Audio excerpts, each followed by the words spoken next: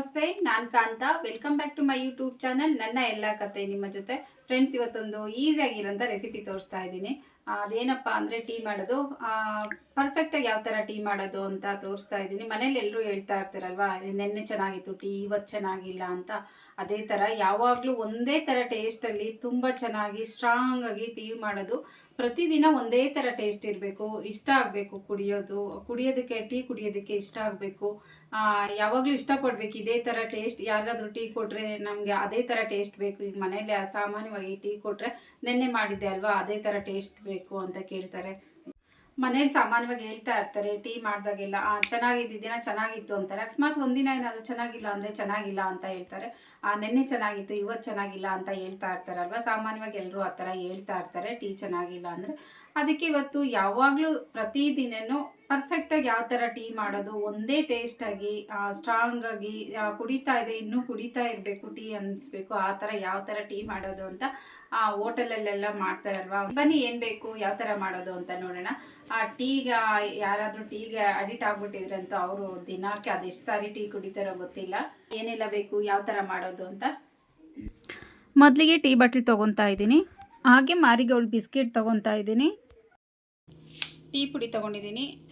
Tea ಸೊಪ್ಪಲ್ಲಿ ಬೇಜಾನ್ varieties ಇರುತ್ತಲ್ವ. ಟೀ ಪೌಡ್ರ್ ಇರುತ್ತೆ, ಟೀ ಸೊಪ್ಪಿರುತ್ತೆ, ತುಂಬ ಸಣ್ಣ ಸಣ್ಣದಿರುತ್ತೆ, ಸ್ವಲ್ಪ ದೊಡ್ಡದು ಇರುತ್ತೆ, ಎಷ್ಟೊಂದು ವೆರೈಟೀಸ್ ಇರುತ್ತೆ, ಎಲ್ಲರಿಗೂ ಗೊತ್ತೇ ಇರುತ್ತಲ್ವ. ಯಾರ ಮನೆಯಲ್ಲಿ ಯಾವ್ದು ಯೂಸ್ ಮಾಡ್ತೀರೋ ಅದು ತೊಗೊಳ್ಳಿ. ಮಾರಿಗೋಲ್ಡ್ ಬಿಸ್ಕೆಟ್ ತೊಗೊಂಡಿದ್ದೀನಿ.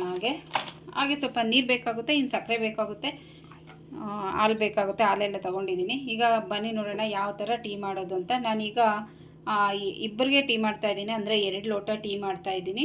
ಅದಕ್ಕೆ ನೋಡಿ ಈ ಲೋಟ ಅಲ್ಲಿ ಫುಲ್ 1 ಲೋಟ ನೀರು ಹಾಕ್ತಾ ಇದ್ದೀನಿ. ಈಗ ಫ್ರೆಂಡ್ಸ್ ನೋಡಿ 1 ಲೋಟ ನೀರು ಹಾಕ್ತಾ ಇದ್ದೀನಿ.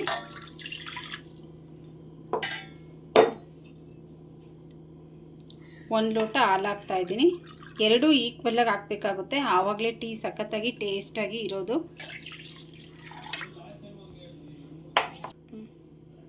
ಈಗ ನೋಡಿ 2 ಲೋಟ ಟೀಗೆ ಈ ಟೀ ಸ್ಪೂನಲ್ಲಿ 2 ಸ್ಪೂನ್ ಟೀ ಸೊಪ್ಪು ಹಾಕ್ತಾ ಇದ್ದೀನಿ.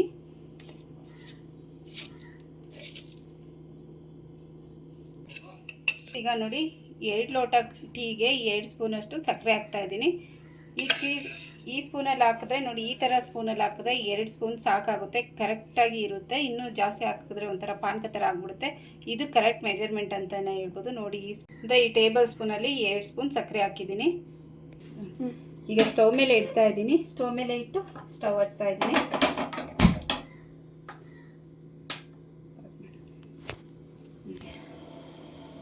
ಬಿಸಿ ಆದಮೇಲೆ ನೋಡಿ ಬಿಸ್ಕೆಟ್ ಹಾಕ್ತಾ ಇದ್ದೀನಿ, ಅಂದರೆ ಮಾರಿಗೋಲ್ಡ್ ಬಿಸ್ಕೆಟ್ 2 ಹಾಕಬೇಕಾಗುತ್ತೆ. ಸ್ವಲ್ಪ ಬಿಸಿ ಆದಾಗಲೇ ಹಾಕಬೇಕು, ತಣ್ಣಗಿದ್ದಾಗ ಹಾಕಬಾರ್ದು. ಹೋಟೆಲಲ್ಲಿ ಡಿಫ್ರೆಂಟಾಗಿ ಟೀ ಟೇಸ್ಟ್ ಇರೋದಕ್ಕೆ ಇದೇ ಕಾರಣ. ಅವರು ಮಾರಿಗೋಲ್ಡ್ ಬಿಸ್ಕೆಟನ್ನು ಹಾಕಿ ಮಾಡೋದು. ಮನೆಗಿಂತ ಸ್ವಲ್ಪ ತಿಕ್ಕಾಗಿ ಸ್ವಲ್ಪ ಲೈಟಾಗಿ ಕ್ರೀಮಿ ಸ್ಟೆಚರ್ ಇರೋದಕ್ಕೆ ಇದೇ ರೀಸನ್ನು. ಅವ್ರು ಮಾಡೋ ಮೆಥಡು ಇದೆ. ಅದಕ್ಕಾಗಿ ಹೋಟೆಲಲ್ಲಿ ಮಾಡೋ ಟೀ ತುಂಬ ಟೇಸ್ಟಾಗಿರುತ್ತೆ ಅಂತ. ಹಾಗೆ ಹಾಲು ನೀರು ಅಷ್ಟೇ ಈಕ್ವಲ್ಲಾಗಿ ಹಾಕಬೇಕು. ಒಂದು 3ರಿಂದ 4 ನಿಮಿಷ ಅಷ್ಟು ಚೆನ್ನಾಗಿ ಕುದಿಸಿ ಬೇಯಿಸಿದರೆ ಟೀ ಒಂದು ಒಳ್ಳೆ ಟೀ ರೆಡಿ ಆಗುತ್ತೆ. ಫ್ರೆಂಡ್ಸ್, ಇದೇ ಹೋಟೆಲಲ್ಲಿ ಮಾಡೋ ಸೀಕ್ರೆಟು, ಟೀ ಮಾಡೋ ಸೀಕ್ರೆಟ್ ಇದೆ. ಮಾರಿಗೋಲ್ಡ್ ಬಿಸ್ಕೆಟ್ ಹಾಕಿ ಈಕ್ವಲ್ಲಾಗಿ ಹಾಲು ನೀರು ಹಾಕಿ ಮಾಡೋ ಅಂಥದ್ದು. ಒಬ್ಬೊಬ್ಬರು ಊಟ ಅಂತೂ ಬಿಡ್ತಾರೆ, ಟೀ ಮಾತ್ರ ಕುಡಿದೇ ಇರೋಕ್ಕಾಗಲ್ಲ. ಅಂಥವ್ರಿಗಂತೂ ತುಂಬಾ ಯೂಸ್ಫುಲ್ ಈ ವಿಡಿಯೋ ಅಂತಲೇ ಹೇಳ್ಬೋದು ಇದು. ಎಲ್ಲದನ್ನು ಹಾಕಿ 3ರಿಂದ 4 ನಿಮಿಷ ಕುದಿಸ್ಕೊಂಡ್ರೆ ಒಂದು ಒಳ್ಳೆ ಟೀ ರೆಡಿ ಆಯಿತು ನೋಡಿ.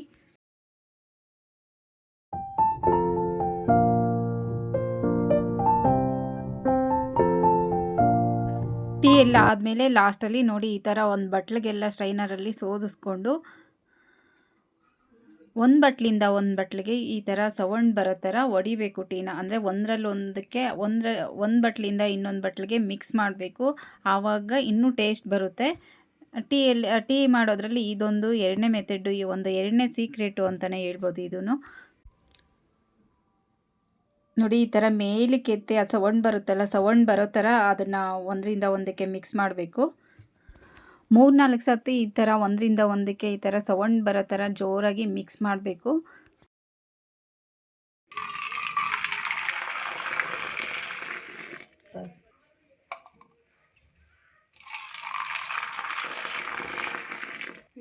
ಈ ಥರ ನೊರೆ ಬರಬೇಕು, ಆವಾಗಲೇ ಟೀ ಟೇಸ್ಟ್ ಚೆನ್ನಾಗಿ ಬರೋದು. ಟೀನಂತೂ ಈಗ ಒಡಿಸ್ಬೇಕು, ಹಿಂಗೆ ಒಂದು ಬಟ್ಲಿಂದ ಒಂದು ಬಟ್ಲಿಗೆ ಈಗ ಮಿಕ್ಸ್ ಮಾಡಿ ಒಡಿಸಿದ್ರೇ ಟೀ ತುಂಬ ಟೇಸ್ಟಾಗಿ ಬರೋದು. ಹೋಟ್ಲಲ್ಲೆಲ್ಲ ನೀವು ನೋಡಿರ್ತೀರೋ ಎಷ್ಟು ಮೇಲಿಂದ ಈ ಥರ ಒಂದರಿಂದ ಒಂದಕ್ಕೆ ಹಾಕ್ತಿರ್ತಾರೆ ಅಂತ.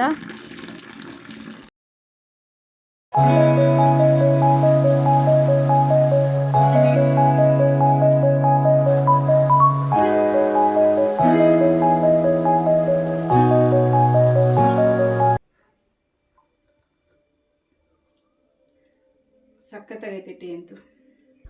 ಫ್ರೆಂಡ್ಸ್, ಈ ವಿಡಿಯೋ ನಿಮಗೆಲ್ಲ ಇಷ್ಟ ಆಯಿತು ಅಂತ ಅನ್ಕೊತೀನಿ. ಇಷ್ಟ ಆದರೆ ಪ್ಲೀಸ್ ಒಂದು ಲೈಕ್, ಶೇರ್, ಕಮೆಂಟ್, ಸಬ್ಸ್ಕ್ರೈಬ್ ಮಾಡ್ಕೊಂಡು ಸಪೋರ್ಟ್ ಮಾಡಿ ಅಂತ ಕೇಳ್ತಾ ಇವತ್ತಿನ ವಿಡಿಯೋನ ಮುಗಿಸ್ತಾ ಇದ್ದೀನಿ. ಮತ್ತೊಂದು ವಿಷಯ ಜೊತೆ ಸಿಗೋಣ ಅಂತ ಹೇಳ್ತಾ thank you. Thanks for watching.